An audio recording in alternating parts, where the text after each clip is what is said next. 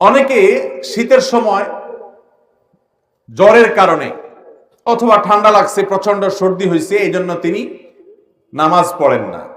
এখন কথা হলো যে আমার শীতের মৌসুমে জ্বর বা ঠান্ডা এমন ভাবে লাগছে যে আমি ওযু করতে গেলে অসুস্থ হয়ে যাব, তাহলে তার জন্য নামাজ মাফ কিনা? উত্তর হলো নামাজ মাফ না। তিনি প্রয়োজনে পানি গরম করে ওযু করবেন। পানি গরম করে ওযু করে যদি তিনি তার এই কষ্ট দূর করতে পারেন তাহলে ফাবিহা ওয়া নি'মা, ভালো।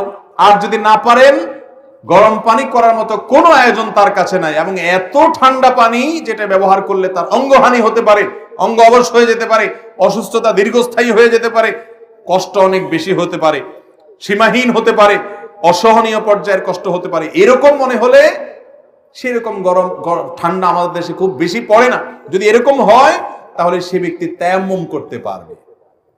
তারপরেও নামাজ ত্যাগ করার সুযোগ। ইসলামের সবকিছুর বিকল্প আছে, নামাজের কোনো বিকল্প ইসলামে। আপনি সফরে আছেন, রমজানের রোজা রাখতে পারছেন না, অসুস্থ হয়েছেন, রোজা রাখতে পারছেন না, অসুবিধা নেই, অন্য সময় রেখে দিলে চলবে। নামাজের মধ্যে এটা চলবে? অসুস্থ আছেন আপনি, নামাজ অন্য সময় পড়লে হবে না, ওই অবস্থাতেই পড়তে হবে। দাঁড়ায় না পারলে বসে পড়বেন, বসে না পারলে শুয়ে পড়বেন। আপনি নামাজ হাত নাড়াতে পারছেন না, ইশারা করে পড়বেন, কিন্তু আপনাকে পড়তে হবে। মোহতারাম হাজিরিন, সেই নামাজ আমরা অনেকে পড়ি না, অনেকে অবহেলা করি। ইসলামের নামাজের চাইতে গুরুত্বপূর্ণ কোনো আমল আর নাই। আপনি অন্য কোনো আমল করেন বা না করেন, নামাজ না পড়ার কোনো সুযোগ নাই।